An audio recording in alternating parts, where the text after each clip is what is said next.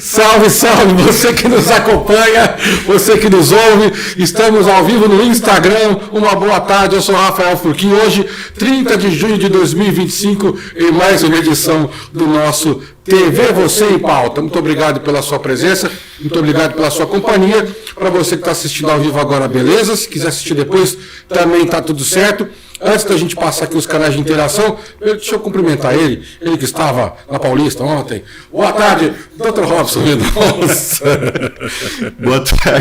Boa tarde, Furquinho, boa tarde, pessoal do TV Você. Eu tenho que pedir desculpa aqui, perdão, o rapaz ele chegou todo sério, né, de blazer e tudo mais, ele começou a querer rir, mas eu fiz um recadinho aqui para não esquecer de chamar a vinheta. Hoje, Dr. Rubens, você não vai esquecer não, vai ter plaquinha, tá? Hoje não tem erro. Aí, quer não esquecer. Tamo junto, galera. Obrigado por mais uma segunda-feira aqui na presença da TV Você, trazendo aí os debates tão necessários para a gente entender o que está acontecendo no mundo aí, no Brasil, essa semana. Bora lá. Bom, como a gente sempre fala aqui, qual que é o objetivo dessa reunião de toda segunda-feira para vocês? É a gente abordar os principais temas da semana que passou, temas de hoje, temas urgentes, e a gente dá não só aquela notícia, mas também a gente passar um pouco de reflexão sobre aquilo que está sendo noticiado, que é muito importante nos dias de hoje. Haja visto aí o ano de 2026, que será um ano bastante, como diriam os espanhóis, muito caliente. Né? E aí, um recado para você que está nos assistindo agora, ou para você que vai nos assistir depois, nossos canais e redes de interação, o nosso site www.tvvocê.com.br. Como eu sempre digo, sem preguiça, tá? TV Você, não é TV VC não, tvvoce.com.br. Tem também Instagram, @TV Você Catalão, YouTube, @TV Você Catalão, TikTok, @TV Você Catalão. E aí nós temos também Robson, me ajuda aí que eu não estou vendo o monitor, mas o código está aqui em cima. Exatamente, nesse lugar. Então, nesse QR Code que está aqui do meu ladinho, aqui em cima, aqui do dedão do joinha, você pode ir lá apontar a câmera do seu molecular e aí você vai ser direcionado automaticamente lá para o www.tvvocecatalão.com.br. Lembrando que no YouTube, então, todo o conteúdo que é produzido aqui pela TV Você vai estar lá. Os vídeos do TV Você em Pauta, as entrevistas, todo o conteúdo, né, produzido aqui pelo pessoal da TV Você, você vai encontrar lá no nosso YouTube para você assistir a hora que você quiser. Certinho? Então, produção, eu não sei se a gente, as notícias rápidas, a gente faz de uma vez ou chama a vinheta também? Chama a vinheta também. Prepara o cartaz aí, Robson. Muito bem. Chama a vinheta.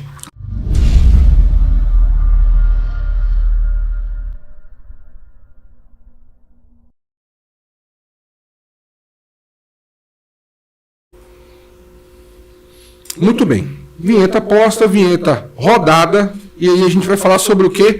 Primeiramente, o sol e tempo seco. O clima na cidade de Catalão. Como é que está sendo? E eu não preciso nem fazer muita força para demonstrar para vocês, senhoras e senhores, que eu estou acometido aí por alguma coisa. Eu não sei se é uma sinusite ou um resfriado, mas esse tempo seco faz vítimas nesse programa. É isso aí. A semana será marcada pelo predomínio de sol em todas as regiões de Goiás, segundo o Laboratório de Climatologia do Instituto de Geografia da Universidade Federal de Catalão. A presença de uma circulação de ar frio de origem polar, embora menos intensa, contribuirá para temperaturas mínimas amenas nas manhãs, podendo chegar aos 15 graus Celsius. No período da tarde, anote aí, as temperaturas sobem e a máxima poderá atingir até 30 graus. Tá? Com o aumento do calor, a umidade relativa do ar vai fazer o quê? Tende a cair, e podendo variar entre 30% e 85% no decorrer do dia.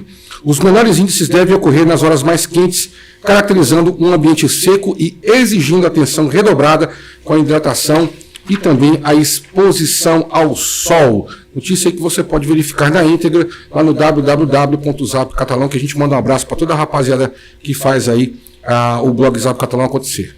Roda a vinheta.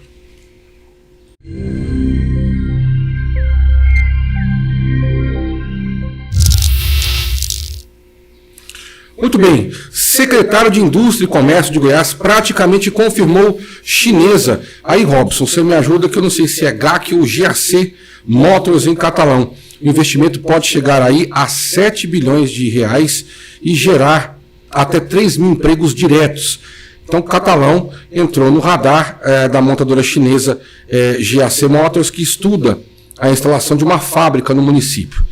Se confirmado, o investimento pode alcançar os 7 bilhões e o secretário de Indústria e Comércio e Serviços de Goiás, Joel de Santana Braga Filho, confirmou a informação em entrevista. Segundo ele, o anúncio aconteceu durante a visita do presidente Luiz Inácio Lula da Silva à China em um encontro com o presidente chinês Xi Jinping. Robson, comentário rápido sobre a possibilidade de mais uma empresa se instalar aqui no município de Catalão, por gentileza. Bom, a priori aqui, Furquim, pelo que a gente vê no enunciado da notícia, né, estuda a instalação de uma fábrica no município. Traduz-se, não tem garantia, mas se vir, vai ser muito bom. Não tem a geração aí de 3 mil empregos, né? Tomara que os nossos representantes consigam ali fazer a devida diplomacia comercial para poder trazer essas empresas para cá. Porque eu falo empresas porque não vem uma empresa sozinha, sempre vem as terceiras, aquelas outras empresas que vêm participar do processo fabril do que a empresa vai trabalhar aqui, né? E vai ser muito positivo para Catalão, aumentar ainda mais a sua importância no cenário nacional. Muito bem, Robson. Continuando por aqui, a gente pede para a produção mais uma vinhetinha.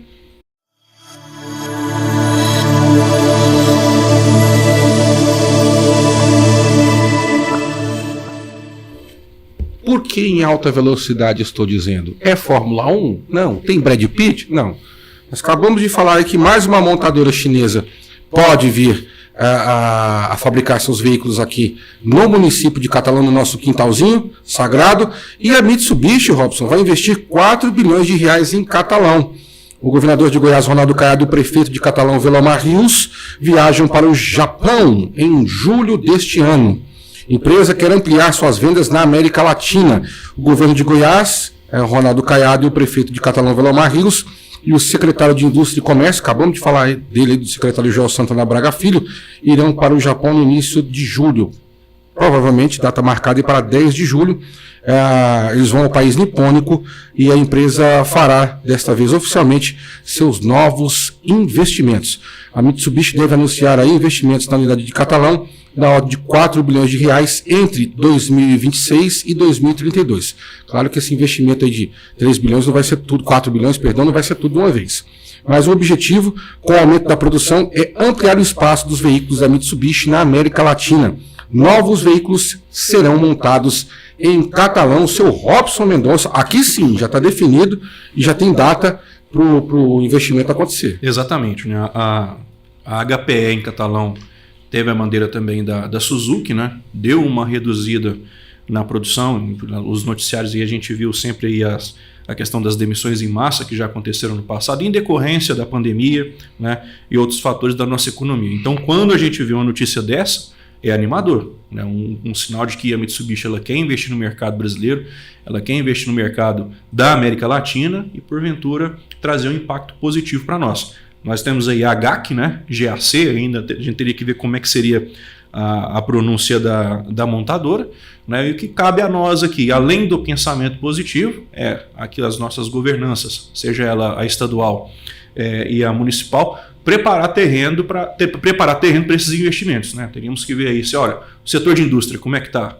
Tem espaço para a chegada dessas empresas? Tem espaço para ampliação? Como é que fica a logística? Está pegando no pé da concessionária aqui que está fazendo a duplicação, que está demorando demais a conclusão das obras aqui no perímetro urbano de Catalão, né? Então todos esses pontos precisam ser trabalhados para poder aí assegurar, né, ter uma maior assertividade. A Mitsubishi vai vir, né? A chinesa não tem garantia, vamos torcer para que dê tudo certo. Robson, antes da gente passar para o nosso debate propriamente dito, deixa eu só mandar um abraço para o Badinho também, porque essa matéria aqui da GAC Motors, provavelmente pode investir aí 7 bilhões e gerar até 3 mil empregos diretos aqui em Catalão, é do blog do Badinho, que a gente deixa aqui um forte abraço.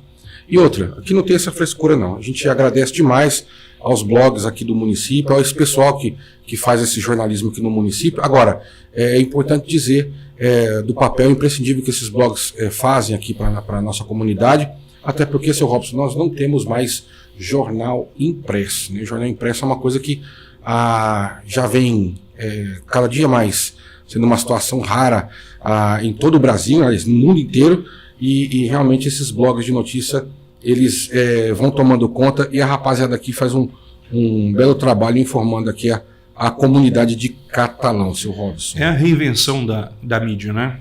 Só que às vezes alguns vícios permanecem. Da mesma forma que alguns jornais, inclusive os televisivos hoje, as emissoras, elas passam por um processo aí de opiniões não tão concretas, né? Por conta dos investimentos que são feitos por fora, em especial o poderio político, né? Então é sempre bom olhar as informações em variadas fontes. Cheguei a uma informação simples, beleza, mas dependendo do cunho é sempre bom ter uma atenção também. Muito bem, vamos seguir adiante. Peço aí para a produção rodar a vinheta, porque nós vamos entrar agora sim nos nossos debates. Robson Mendonça.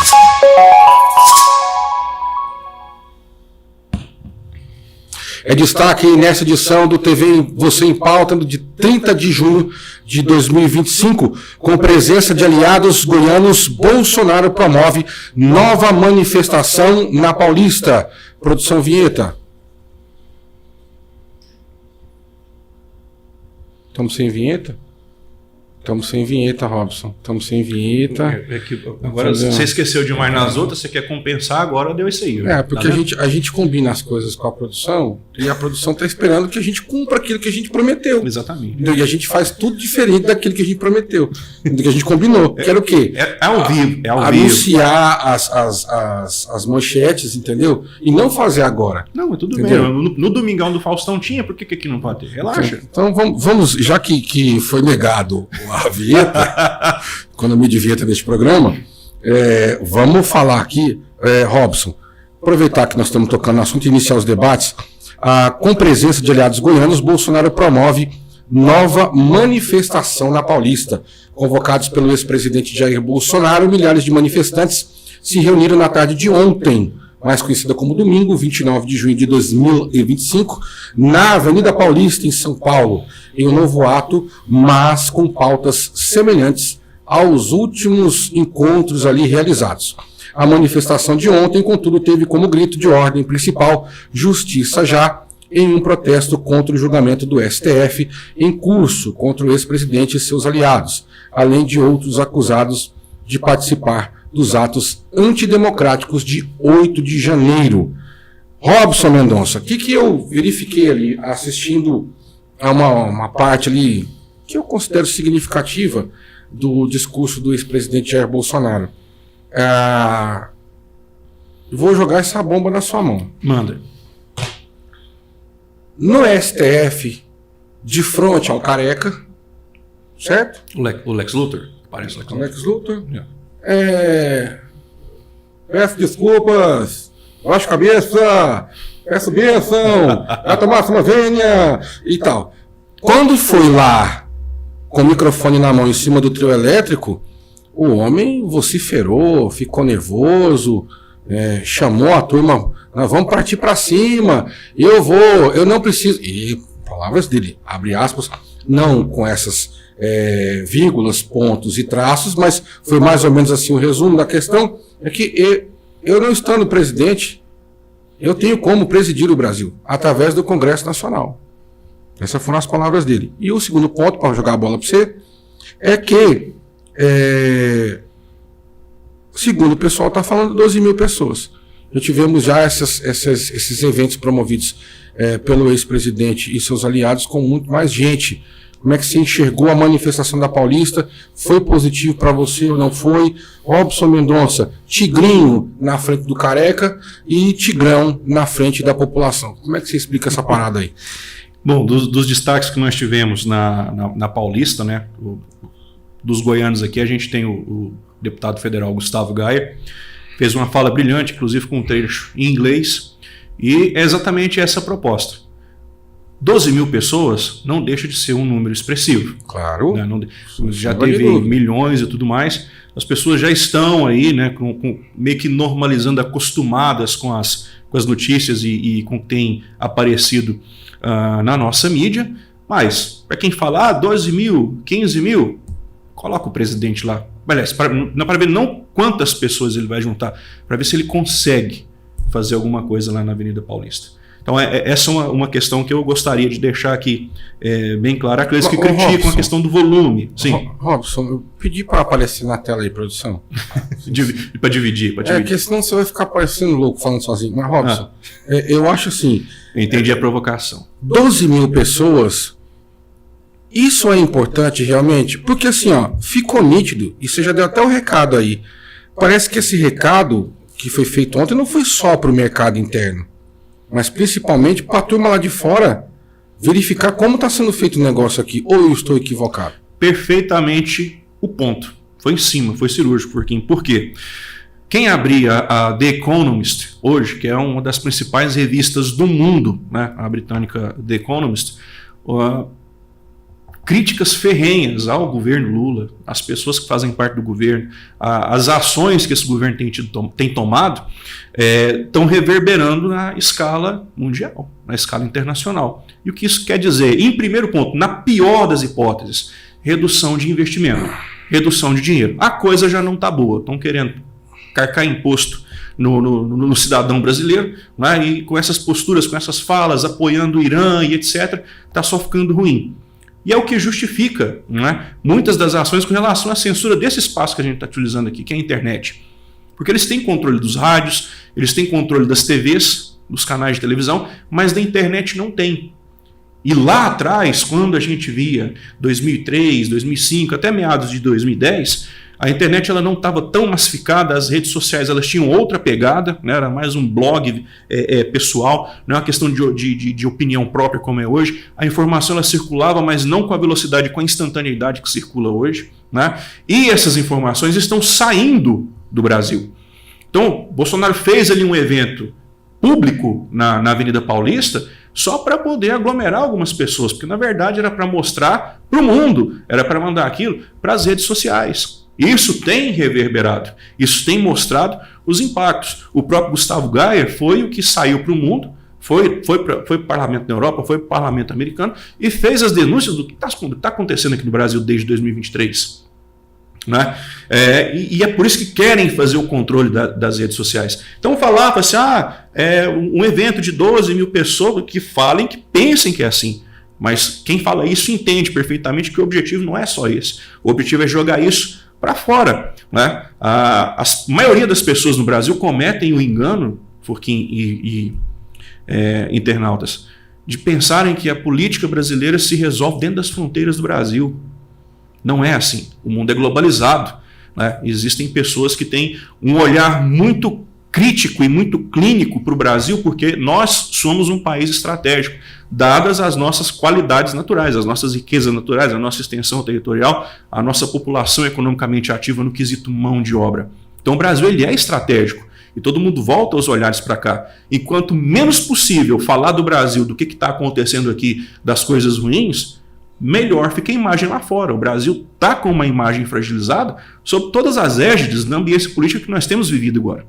Então, quando fala se o Bolsonaro fez aquilo ali, né, é porque a política ela é extravasada, ela é para fora das fronteiras brasileiras, né, e talvez ele só faça esse investimento por conta do presidente Donald Trump. Porque se fosse a Kamala Harris que tivesse vencido as eleições dos Estados Unidos, nem solta ele estaria mais. Né? O que tem, eu acredito, é uma opinião minha já, o que tem segurado as ações dos membros, não vou falar do nosso Supremo, mas dos membros do nosso Supremo, vamos separar a instituição dos CPFs que estão postos ali, é exatamente essa pressão externa. E quer peitar os Estados Unidos? Bolsonaro é colado com Trump. Né? O Brasil se tornou um quintal da China. Isso não é interessante para os Estados Unidos. Então, por uma questão de estratégia, a gente tem visto o Donald Trump agir, mexendo as peças no tabuleiro da geopolítica, né? E se fazendo valer das suas influências, se fazendo valer do seu poderio político. Né? O Irã está aí para poder, Irã e Israel está aí para poder testificar o que o Trump pode fazer. Né? Mas a principal preocupação, creio eu, Furquim, dessas manifestações é mostrar para os membros do nosso STF, para as pessoas que estão no governo, que 2026 está aí. A boca não está boa para o atual governo. O presidente, onde chega, ele não tem aquela recepção do que seria 1% do que o ex-presidente Jair Bolsonaro consegue juntar, consegue aglomerar, consegue agremiar, né? Já está difícil, porque a Câmara dos Deputados consegue, já está derrubando muito das coisas que o governo quer, por exemplo, a queda do IOF, que a gente vai falar daqui a pouco, alerta de spoiler, né? Em 2026, para além disso, nós teremos a eleição para os senadores, e serão 2 senadores que virão agora, por estado, né? E as pesquisas indicam que os senadores serão de direita, ambos, ou um de direita, certamente de direita, e outro do centro.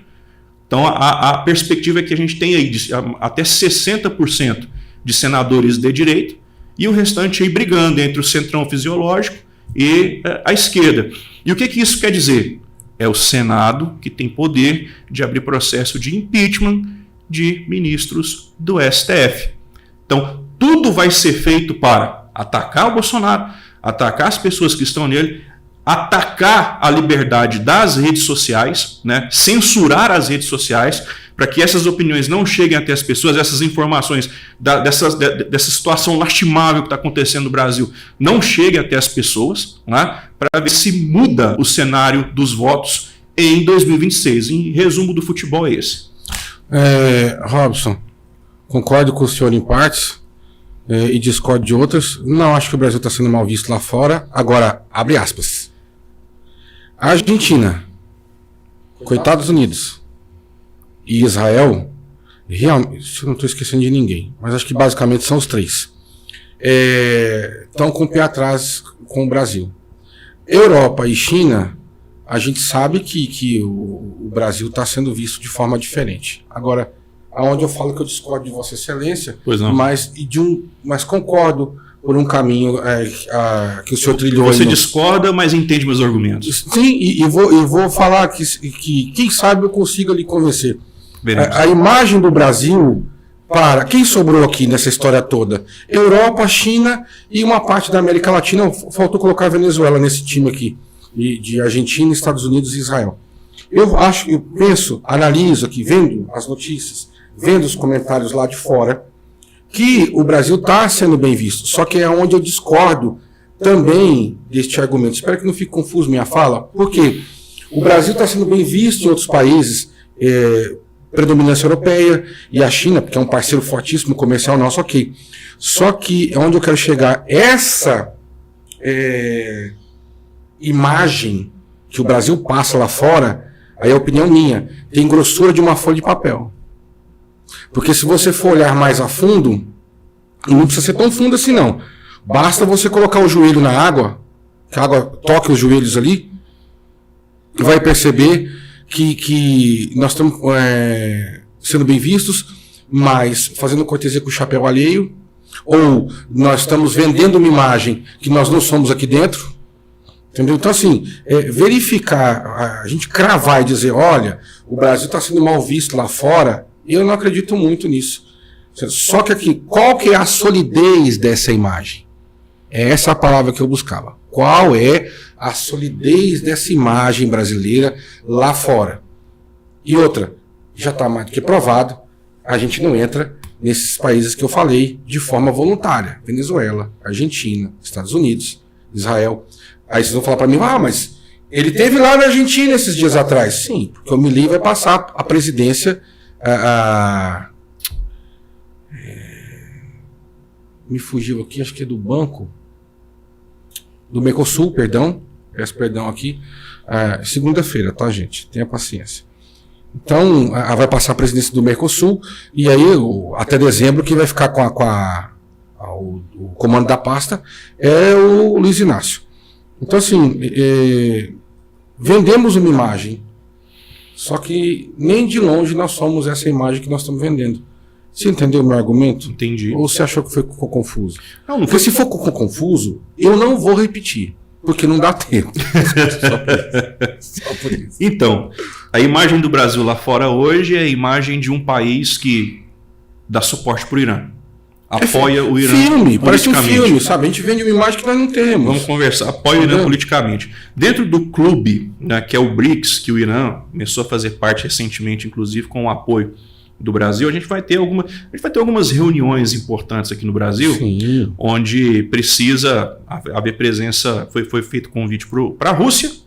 O Putin não vai vir porque ele tem mandado de busca de prisão internacional. A China não vai vir, o Xi Jinping não vai vir, talvez mande algum representante, né? Enquanto o Brasil leva uma comitiva de mais de 200 pessoas para a China, o presidente chinês não vem ao Brasil. Veremos, né?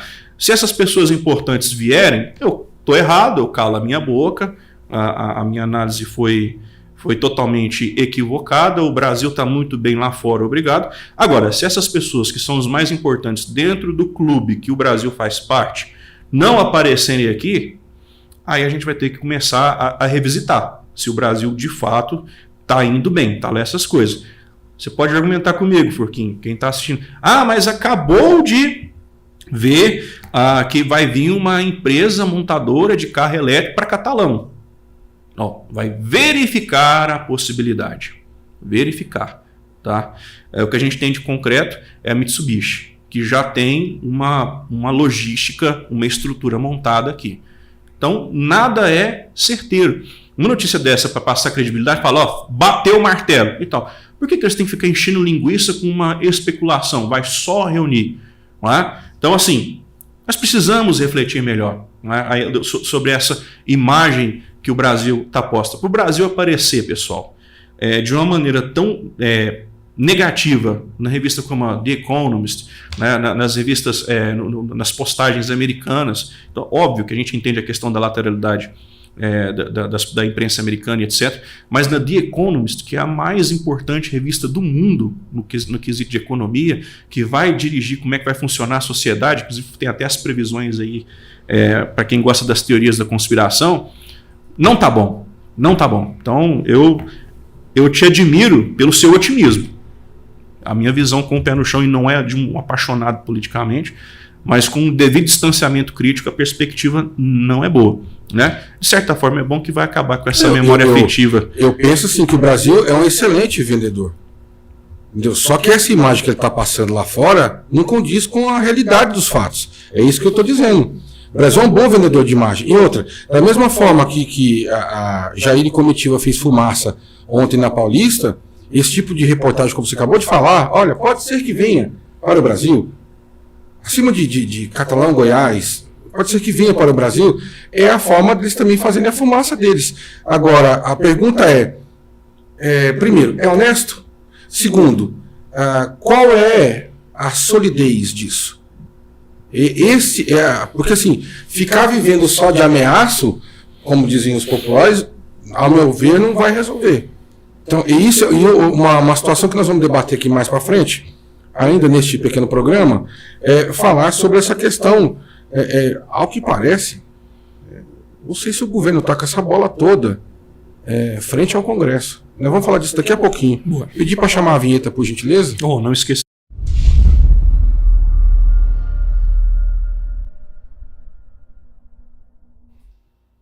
Estamos de volta. Não se esqueçam, tá? Por favor, www.tvvocê.com.br e também no Instagram, YouTube e TikTok, @TVVocêCatalão, TVVOCE Catalão, tá? Catalau, certo? Lembrando que no YouTube você pode ver lá todo o conteúdo que é produzido aqui pela TV Você. E para quem está chegando agora, meu muito obrigado. Esse é o TV Você em Pauta, a gente debatendo aqui sobre os principais assuntos da semana que quedou-se.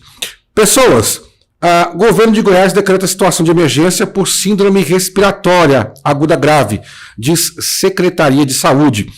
Segundo a Secretaria, o Estado atingiu uma taxa acima do esperado de casos da doença. E de acordo com os dados da saúde, houve um aumento das internações relacionadas a essa doença também, a síndrome respiratória aguda grave. O governo de Goiás decretou situação de emergência devido a SRAG, né? Que fala, eu não sei se é assim que fala, mas é a abreviação de síndrome respiratória aguda grave, informou a Secretaria de Estado de Saúde de Goiás. Segundo a Secretaria, o Estado atingiu uma taxa acima do esperado de casos com esta doença. Então vamos falar de dados aqui. conforme a Secretaria anunciou, houve um aumento nas internações relacionadas à doença em 33,27%, e as cidades do estado pediram ao Ministério da Saúde recursos financeiros para converter leitos de terapia intensiva para o atendimento de casos da síndrome respiratória aguda grave. Agora, Robson, vou estabelecer um parâmetro aqui. Esse tipo de sofrimento que não só a população do estado de Goiás vem vivendo, não é a primeira vez. Não é uma coisa inédita. Entra ano e sai ano, a gente tem esse tipo de problema aqui no estado, não só no estado, como também no restante do Brasil. Não era para a gente estar preparado para isso? E quando eu falo que ia fazer um parâmetro, também de novo, o Rio Grande do Sul, a turma está passando de novo o perrengue lá com chuva e nível de rio aumentando mais de 3 metros de altura, e a água de novo invadindo casa das pessoas e tudo mais. Não estou dizendo que o governo do Rio Grande do Sul foi inócuo, foi incompetente, pelo amor de Deus, não estou falando isso. Eu só estou dizendo, vou aqui repassar uma reclamação do pessoal do Sul, que as medidas que estão sendo tomadas, porém a passos lentos, parafraseando o grande compositor Lulu Santos, a passos de formiga e sem vontade. E é por esse motivo que o Rio Grande do Sul corre de novo passar pela mesma situação que passou há tempos atrás. Robson, não era para a gente estar preparado para isso? Não era para a gente estar assim, já, é o famoso escolado, casca dura já, couro grosso, de tanto apanhar desse negócio, já está preparado para esse tipo de situação? Deveríamos, né? Sempre que chega essa época do inverno, e olha que esse ano não está tão complicado porque os índices de umidade não estão tão baixos quanto do ano passado. Então vocês estão reparando, tem menos menos queimadas. Não vai cair um dedo, né? Aí não, né? Exatamente, companheiro. Pelo amor de Deus. O número de queimadas reduziu bastante devido à umidade, né? Choveu até recentemente. É estranho você chegar ao mês de junho, pegar a estrada, olhar para o cerrado e não está completamente seco. Está até verdinho. Está até verdinho, né? Então isso é um bom sinal de que está tendo umidade, né? Isso ameniza os efeitos do inverno por conta da baixa umidade, mas é questão de prioridade. O que é a prioridade de cada lugar? O que é a prioridade de cada governo? Mas por que descuidar? A gente cabe fazer uma reflexão, fazer questionamentos, mas é difícil dar uma resposta para uma questão como essa porque a gente não consegue entender, você não consegue entender. Já sabe que daqui a pouco vai repetir o ciclo e o problema vai retornar. Então, por que calhas d'água não se resolve? O que a gente pode fazer? Trocar de governo, trocar de governador, não é? Fazer... Alguém tem que meter a mão na massa nesse troço. Alguém tem que falar assim, não, joga pro pai que eu vou resolver esse negócio aqui. Pelo menos amenizar a situação. Agora, falar que não tem como amenizar, Porto Alegre, que é Porto Alegre, por exemplo, pegando, igual eu falei, a questão das enchentes do Rio Grande do Sul, teve as comportas lá, teve comportas que estavam há 40, quase 50 anos sem manutenção. Então, assim, sabe, a gente... Eu falei isso semana passada, desculpem aí a repetição, a redundância, mas a gente espera o troço despencar para depois correr atrás para arrumar. É complicado, seu Robson, complicadíssimo, e a gente pede a Deus aqui para orientar esse pessoal do Rio Grande do Sul que está passando por uma situação grave lá, e também de acompanhar aqui de perto essa questão aqui dessa síndrome respiratória aguda grave, que não é brincadeira não, esse negócio é muito sério, é muito grave, e a gente tá de olho. Vinheta, produção.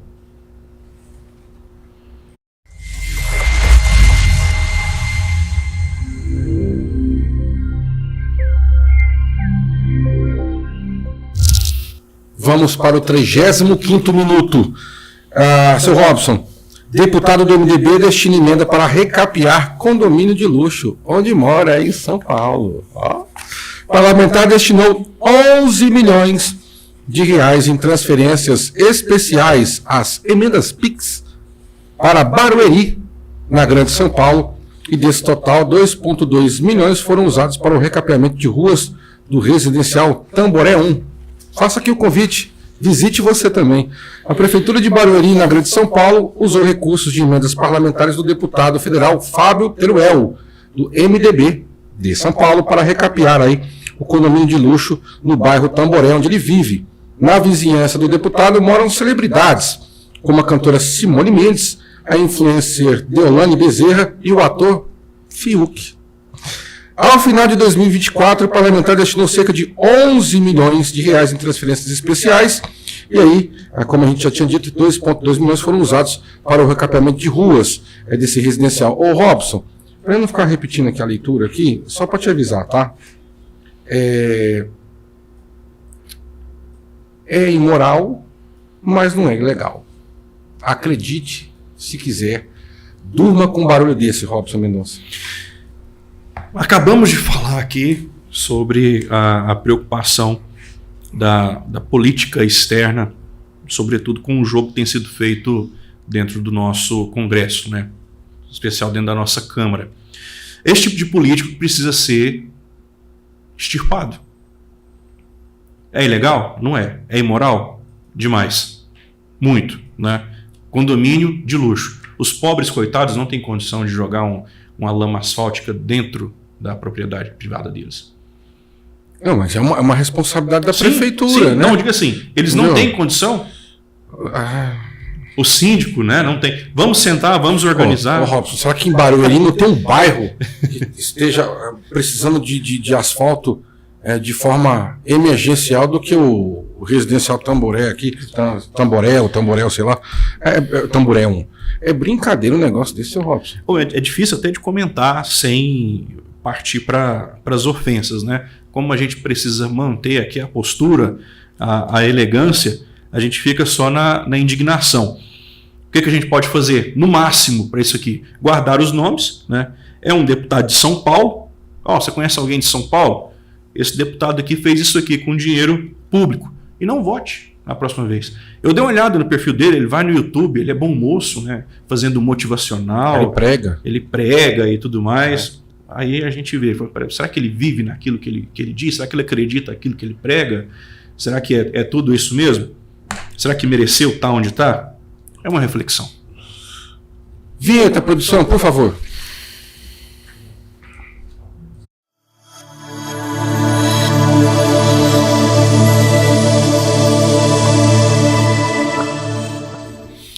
Estamos de volta e, Robson, isso aqui eu não vou exigir comentários de vossa pessoa, porque a gente já falou sobre isso, é só mesmo para a gente tratar aqui e deixar registrado, né, que chuvas fortes afetam 12 cidades no Rio Grande do Sul.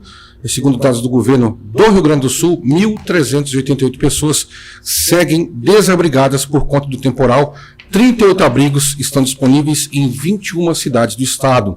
O governo do estado reuniu 180 prefeitos para alinhar as estratégias de prevenção e resposta a possíveis impactos provocados pelas chuvas previstas, inclusive para os próximos dias.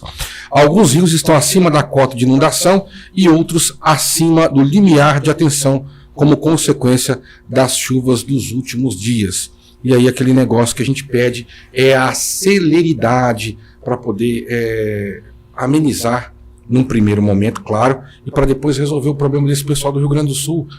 Infelizmente o Rio Grande do Sul virou destaque de tragédia, Robson. Todo ano, né? Não podemos interferir politicamente nas questões da natureza, né?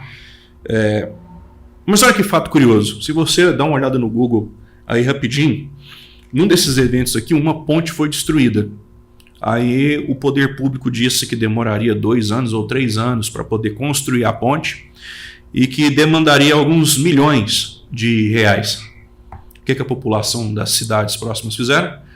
Juntaram o dinheiro, construíram a ponte com uma fração muito menor daquilo que o poder público gastaria. As pessoas se organizaram porque não dava para esperar o Estado, né, quando eu falo Estado, o município, o Estado, a União, tomar a providência por conta da burocracia, da morosidade. Então, diante de situações emergenciais como essa, por mais que nós tenhamos dispositivos legais, né, creio que precisa ser algo a mais feito no sentido de liberação de verbas para poder atender essas demandas. Porque não dá para seguir uma burocracia depois que a tragédia passa. Durante está acontecendo, vamos levar helicóptero, fica aquela correria toda, mas depois sobra para o povo gaúcho limpar a sujeira, varrer, rapar no caso, né? Varrer a poeira, agora rapar a lama para fora e organizar a casa. E é exatamente nesse momento que a ajuda precisa continuar aparecendo. Por isso que eu falei. Mas não sai na mídia. Eu não me recordo de alguém fazer show nos últimos meses lá para ajudar esse pessoal. Eu não me recordo disso. Eu não me recordo. Se aconteceu, não foi divulgado. Tá? Outra situação também, que é aquele caso clássico que eu fico na minha cabeça aqui. Houve o tsunami no Japão, vocês lembram disso? Terremoto e tudo mais e tal. Estradas, rodovias, pontes. Em questão de 2 semanas, o mínimo para que o Japão pudesse reestruturar, voltar a funcionar. Transitar, porque estava intransitável. Em 14, 15 dias já estava funcionando. Agora você conta essa história, que essa história da ponte é famosa. Né? Que aí foi esperar o poder público e a população daquela região falou, não dá. Sabe? Assim, é a demonstração cabal, irrefutável, da obsolência do Estado, infelizmente. Não da obsolência do Estado. Eu concordo que o Estado ele tem que ser reduzido e tudo mais. É um mal necessário, por mais que seja um jargão de determinados alinhamentos políticos e ideológicos, mas o Estado ele é dirigido por pessoas. E pessoas, os governantes, são reflexo dos governados. Em tese. Então, cabe ao Brasil revisitar o processo que é feito intelectualmente, moralmente e eticamente na hora de apertar algum botão lá na urna eletrônica e confirmar. Eu não vou aqui dizer para você, escolha o melhor. Escolha o melhor. Porque não é assim que funciona. Isso funcionaria no Japão. No Brasil, a gente tem que pautar num processo de exclusão. E como que seria isso? Abre aspas. Menos pior. Quem que é o menos pior? Quem que demoraria menos para construir uma ponte lá no Rio Grande do Sul? Talvez essa seria a grande pergunta a ser respondida. E a partir do momento que esse processo ele se der numa linha evolutiva contínua, quem sabe a gente deixa de partir de um processo de exclusão e, de fato, fazer um processo de escolhas. Que aí vai ter uma lapidação do que se entende por moral, justo, ético e correto. Vou dar uma de Datena. Me põe na tela aí, produção. Porque, corroborando com o que o Robson está falando, não adianta o governo federal atender de forma rápida, o Estado receber esse dinheiro, e quando chega na mão dos municípios, esse dinheiro some. E é justamente isso que o Robson está falando. Então, assim, quando o negócio é para funcionar, pode ter certeza que no meio do caminho, tem alguém querendo se dar bem. Não, esse trenzinho vai descarrilhar. É isso que nós precisamos combater aqui no Brasil. Vou pedir para a produção chamar a vinheta para a gente partir para o próximo e quente assunto.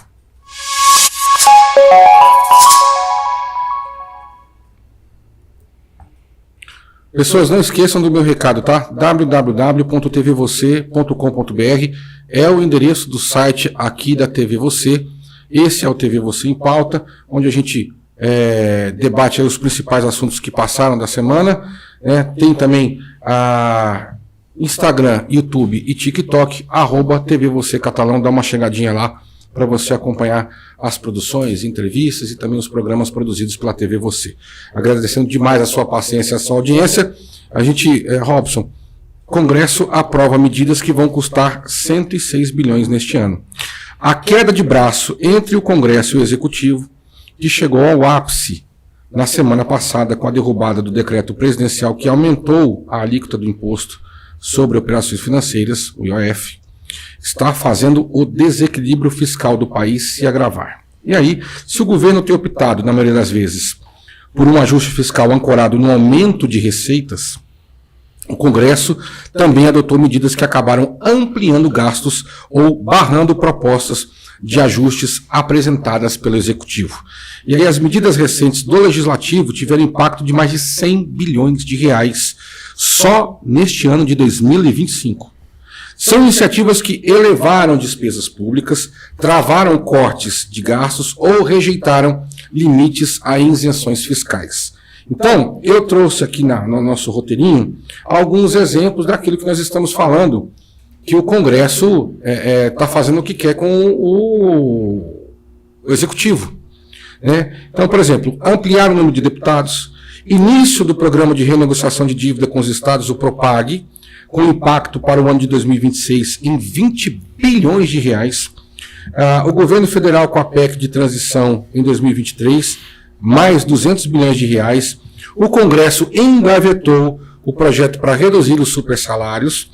Jabuti do setor elétrico, daqui a pouco nós vamos falar disso, que irá custar 190 bilhões de reais, né, que é a retomada de Jabutis da lei das eólicas offshore, que deve custar aos consumidores brasileiros 197 bilhões de reais, falando mais especificamente, ao longo dos próximos 25 anos.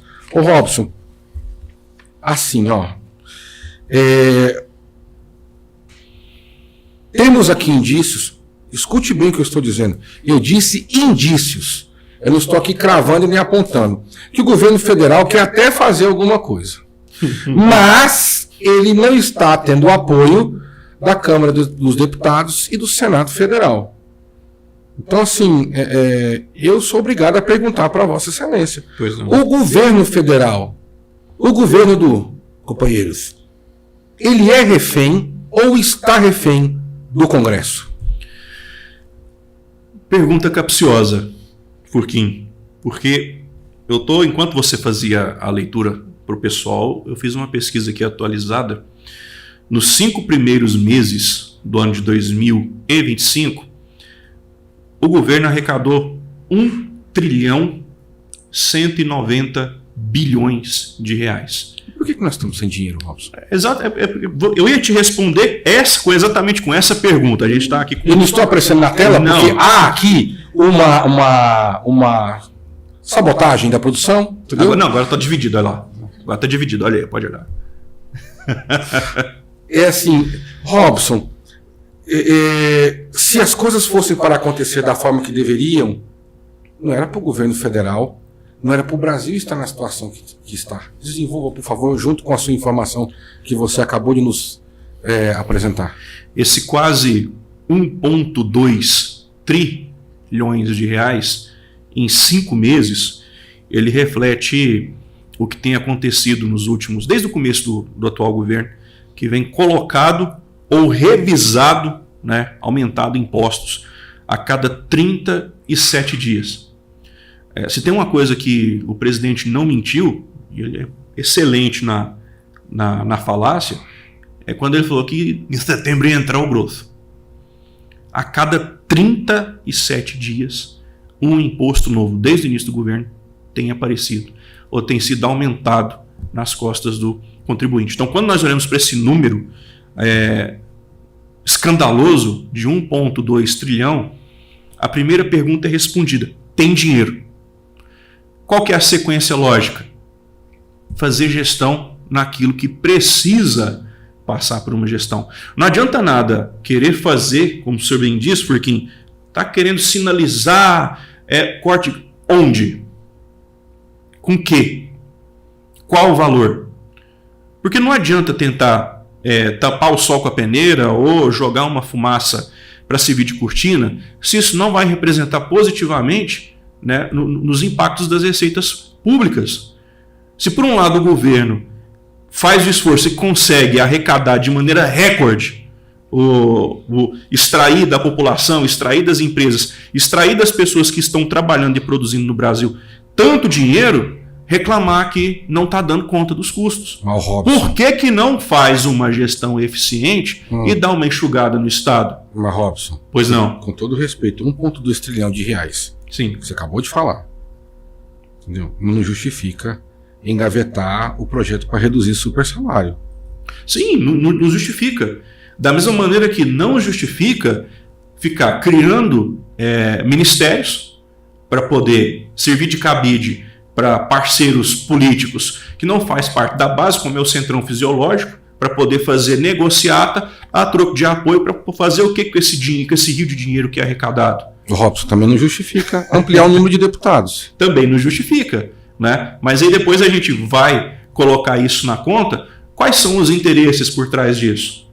Se quer fazer o que é preciso para dar a devolutiva para a população em serviço público, para o Estado ser de fato garantidor daquilo que é a premissa legal dele, né, que a população transfere para o Estado determinadas obrigações, por que não é bem feito?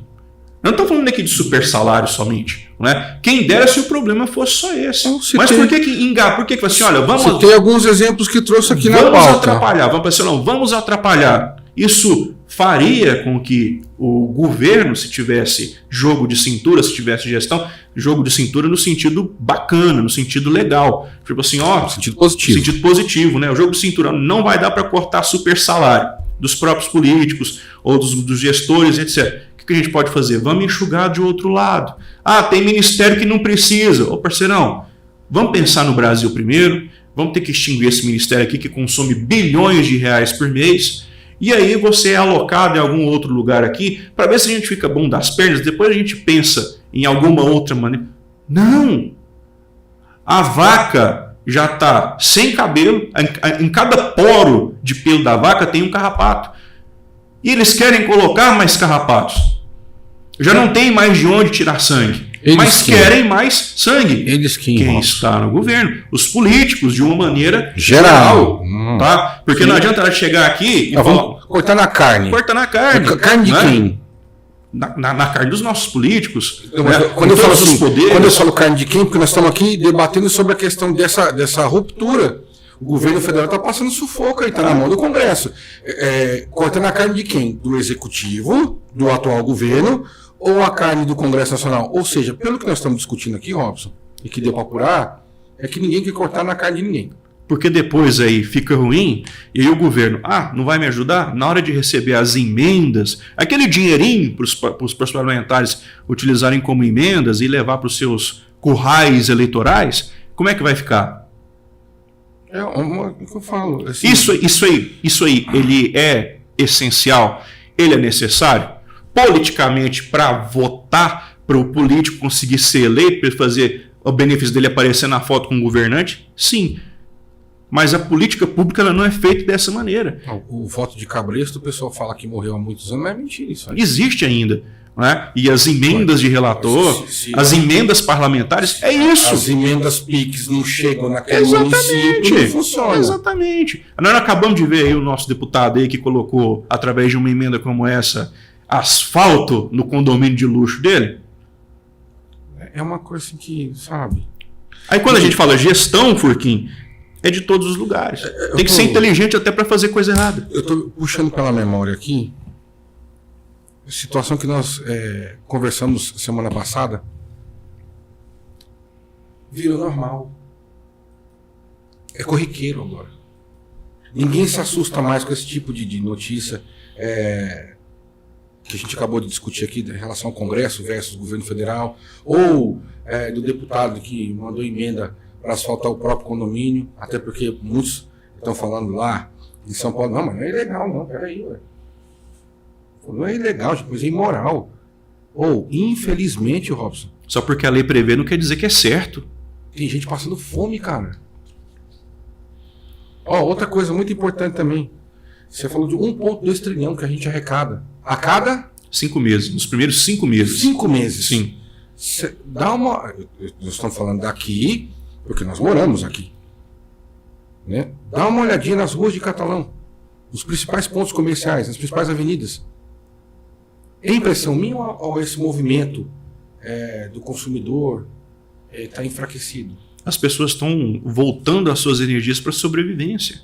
O salário é o mesmo, a receita, a renda é a mesma, mas o valor das coisas subiram, graças aos impostos e reações em cadeia, como, por exemplo, encarecimento de combustíveis, que acaba fazendo ali o aumento também daquilo que é transportado. E é tudo jogado nas costas dos caminhões. E por aí vai. Na hora de fazer a pauta aqui hoje cedo, quando eu falo para você que a gente já está anestesiado com esse tipo de situação, o alimento teve uma inflação de 6,97% em uma das matérias. Tem um que falou que era 6,15, 6,15, outro falou que era 6,97.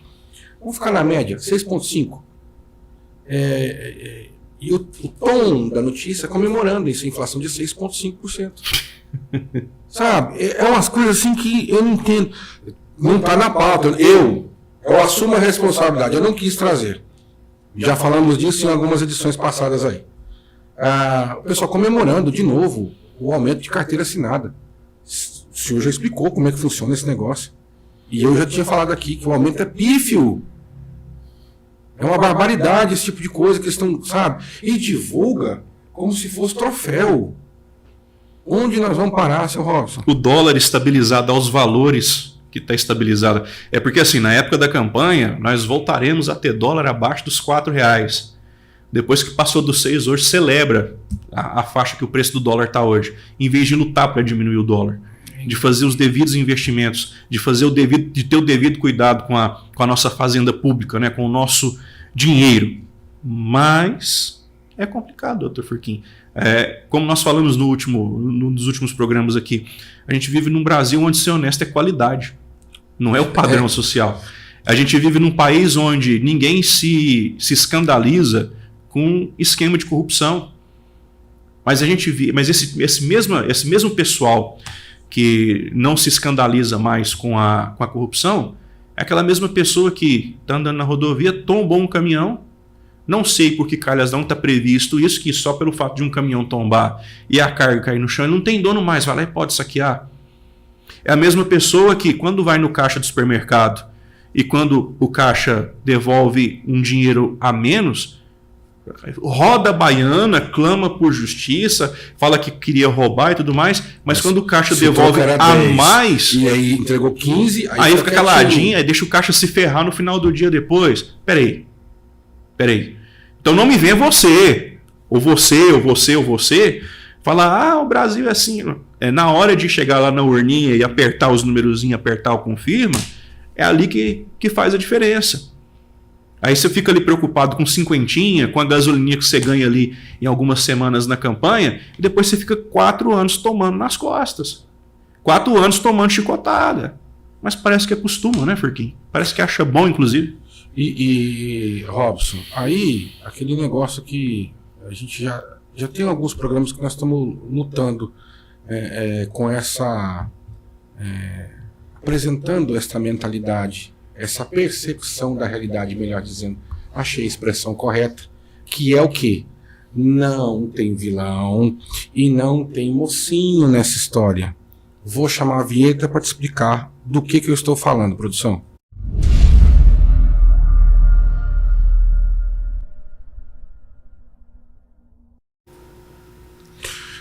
Lei das eólicas. Jabutis vão custar 197 bilhões de reais ao consumidor em 25 anos. O Congresso Nacional derrubou os vetos presidenciais feitos contra jabutis, emendas que não têm relação direta com o tema central, com o texto debatido, que haviam sido incluídos enquanto o projeto de lei do marco legal das eólicas offshore ainda tramitava.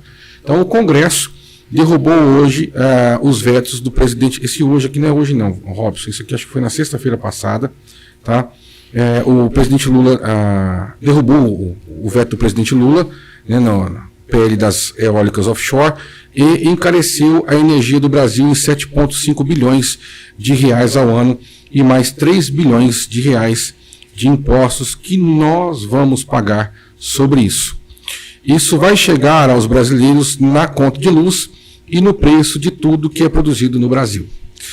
A energia barata e limpa é nosso caminho para o desenvolvimento e não podemos estragar esse futuro, diz Paulo Pedrosa, presidente da Abrace. A Abrace é essa, Robson.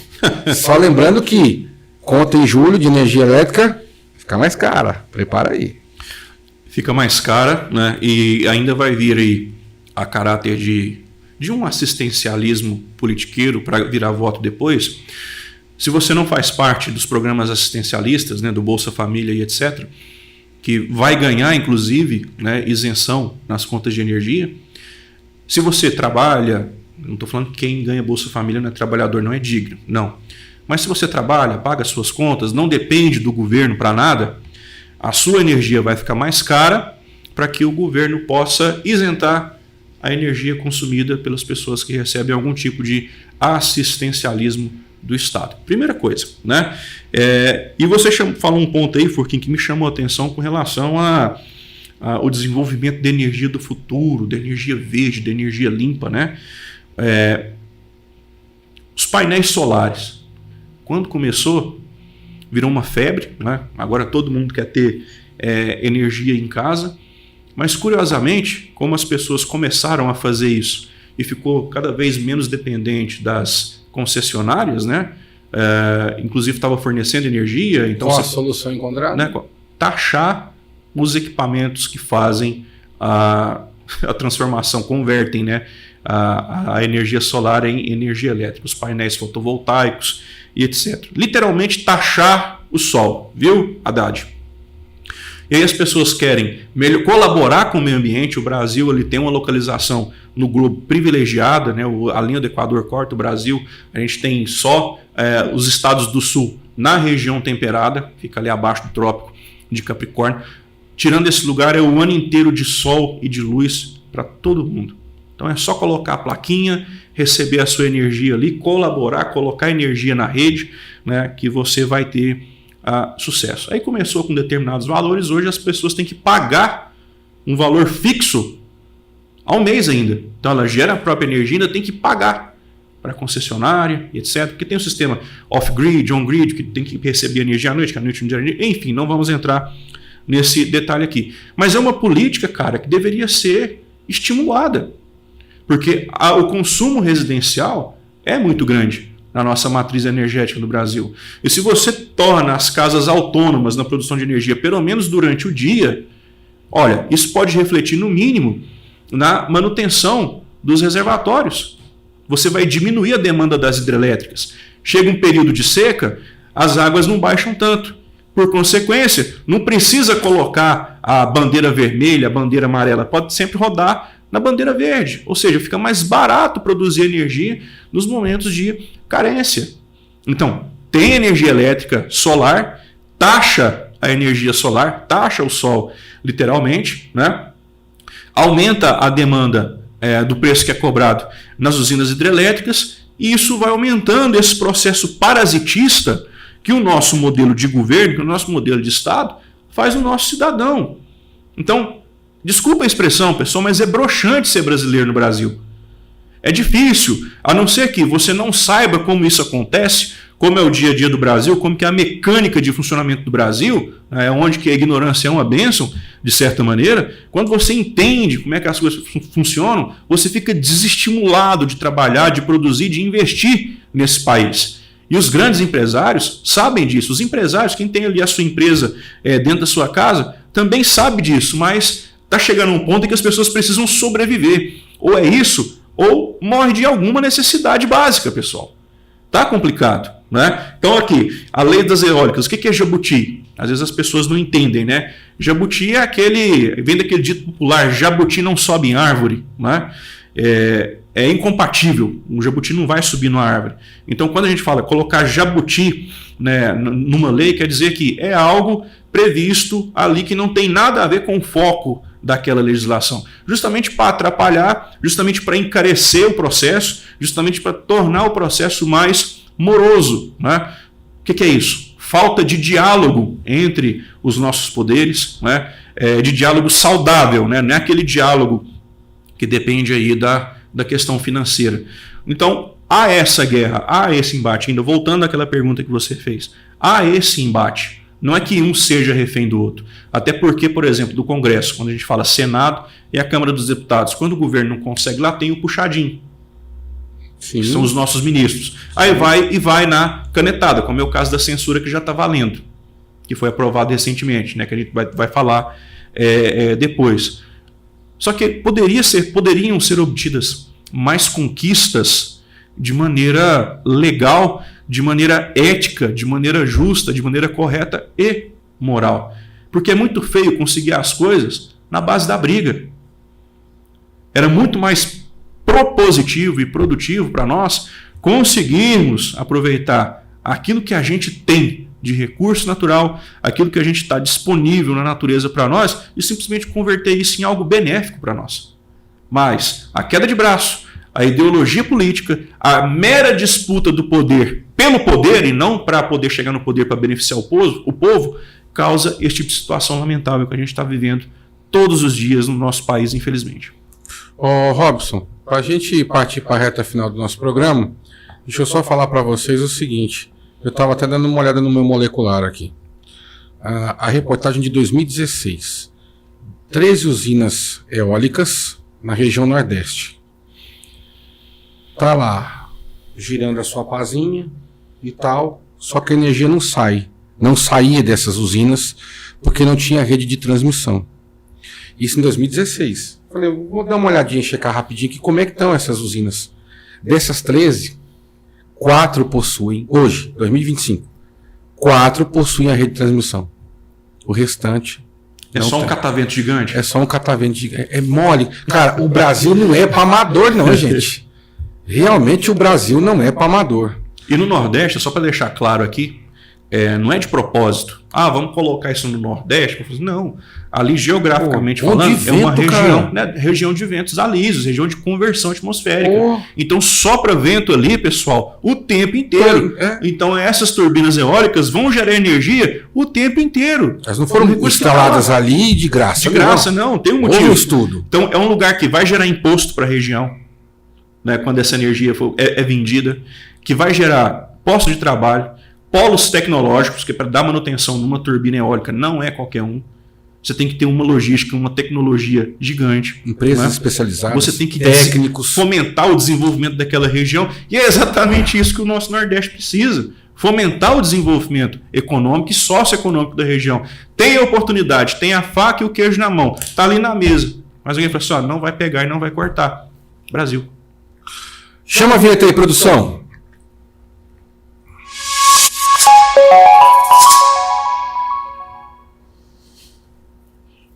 Reta final do nosso programa. E aí falar sobre aquele assunto que o Robson adora de paixão. Eu não vou comentar não, mas eu tô rindo aqui porque eu tô lendo na pauta. Porque não faz sentido a palavra mundial e a palavra Palmeiras aparecer na mesma... Aqui, Continua por aqui. O mundial aqui é economia de letras, tá? É erro do digitador. Mas no sábado, dia 28, agora conhecido como sábado, o Palmeiras venceu o Botfire, o Botafogo, por 1-0, passando aí para as quartas de final, o Alviverde Paulista. Também no sábado, o Benfica ficou Malfica, levou o chocolate do Chelsea, placar do jogo 4-1 para os Blues. E ontem, mais conhecido como domingo, o PSG atropelou o Inter Miami por 4-0, o time do Messi e do Luis Soares. E o Luis Soares é uma coisa impressionante. Ele é o único jogador do mundo que não tem os dois joelhos e joga bola até hoje. O Flamengo não resistiu ao veneno do Bayern. E olha que teve. Teve gente que, no aquecimento do jogo, Robson, o entrevistador chegou lá, e aí, Flamengo e tal, Bayern, e você tá com medo do Bayern? Ele falou, rapaz, quem tem medo de Bayern é barata. Deu no que deu, sendo aí... Pelo visto, o Lulu também tem. Tem, o rubro-negro sendo desclassificado do torneio por 4-2. Hoje, segunda-feira, o Inter de Milão pega o Fluminense às 16 horas, ou seja, daqui a pouquinho, e o Manchester City, como diria o professor Vanderlei Luxemburgo, joga também hoje às 10 horas, enfrenta o Al Hilal. Amanhã, terça-feira, mais conhecido como 1º de julho, para fechar as oitavas de final, temos Real de Madrid e Juventus, que já foi final de Champions League, hein? E às 16 horas o Borussia enfrenta o Monterrey do México às 22 horas, Robson Mendonça. Tá explicado, então, porque atualmente, o Vasco é o maior time do Rio de Janeiro, Forquinho. Oi? Sim, o Vasco da Gama, atualmente, hoje, é o maior time do Rio de Janeiro. Como? É porque os outros viajaram, não estão no Rio de Janeiro. Depois os caras apanham na rua e acham. E para a gente terminar aqui o nosso programa de hoje, eu não poderia deixar de citar aqui para quem gosta, né? Para quem não gosta, a gente entende. Mas ontem, para quem parou às 10 horas da manhã e ligou o seu televisor, sintonizou aí no canal responsável pela transmissão da Fórmula 1, o GP da Áustria, ali da terra do Steven. Você conhece? Arnold Schwarzenegger? Não, Steven Spielberg. Da Áustria. O Schwarzenegger também é da Áustria. Não, é verdade.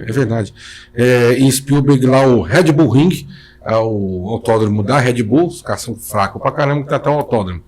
Então, foi uma corrida fantástica, muito movimentada, cheia de emoção aí. Ontem valeu a pena sintonizar aí, ligar a sua televisão ou acessar aí as mídias, os streams, para assistir a corrida ao GP da Áustria de Fórmula 1.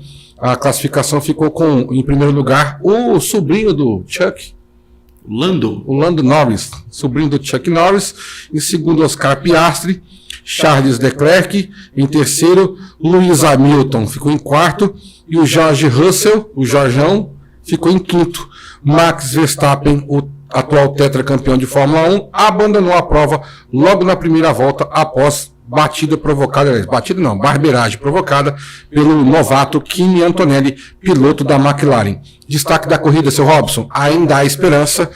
Gabriel Bortoleto terminou na 8ª posição, pontuando pela primeira vez na Fórmula 1. E eu vou falar uma coisa para vocês, hein? Esse moleque é bom de roda, viu? Se der um carro decente para ele, ele vai dar muito trabalho nos próximos anos de Fórmula 1. Lembrando que hoje ele corre pela Sauber que vai se transformar em Audi no ano que vem.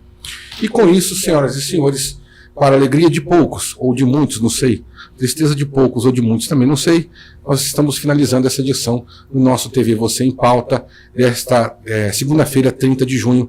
A gente agradecer aqui, primeiramente, a começar aqui nosso encerramento, agradecendo a mais um debate bacana, saudável, produzido, providenciado por esta pessoa que senta à minha frente, doutor, professor Robson Mendonça. Muito obrigado pela presença mais uma vez. Obrigado, Forquim. Eu tenho que agradecer primeiramente também a Deus, né, que todo dia nos dá saúde. A gente abre os olhos e está com a disposição de seguir cumprindo a nossa missão aqui na Terra. Então a gente segue aí no TV Você em Pauta e até segunda-feira. Vamos ver o que vai acontecer no mundo aí ao longo dessa semana, que certamente, né, felizmente a gente é pego de surpresa em muita coisa para ter o que falar semana que vem. Muito obrigado, seu Robson. Mais uma vez, não custa nada, só porque a gente está indo embora, que nós vamos completar o serviço, tá? www.tvvocê.com.br é o site aqui da TV Você. Tem também o Instagram, o YouTube e também o TikTok, @TV Você Catalão, sem abreviar o você, tá? TV Você Catalão. Você fica por dentro de tudo que é produzido neste canal. Agradecer aqui a produção hoje, que prestou uma grande ajuda para nós aí, a paciência e a audiência da produção do Dr. Rubens, também de você aí, que nos assistiu, que nos acompanhou, ou que ainda vai nos assistir. Meu muito obrigado pela sua presença, Robson. Pediu a palavra? Não esqueceu as vinhetas, parabéns. Eu sou capaz. Tem pessoas que não acreditam em mim, mas eu sou capaz de lembrar a vinheta. E teve um outro dia que a pessoa... Eu fui fazer um cadastro numa loja, ela falou, qual que é o seu número de telefone? Eu falei, não sei. E ela olhou para mim e disse, como você não sabe? Eu falei, eu não ligo para eu mesmo. Então eu não tenho obrigação de saber. Mas fora isso, realmente a cabeça não ajuda. Mas de qualquer forma, gente, muito obrigado pelo carinho, muito obrigado pela audiência sempre aí, ao pessoal assistindo e comentando. E no próximo programa, se Deus quiser, eu quero fazer um resumo das críticas que recebemos, Dr. Robson. São críticas muito perspicazes que eu preciso passar para vocês, e será um momento de descontração deste programa, que são críticas, algumas engraçadas, outras pejorativas, mas como a gente não tem medo de nada, a gente traz aqui o que o pessoal está falando nas ruas. Gente, obrigado, beijo e até semana que vem. Valeu!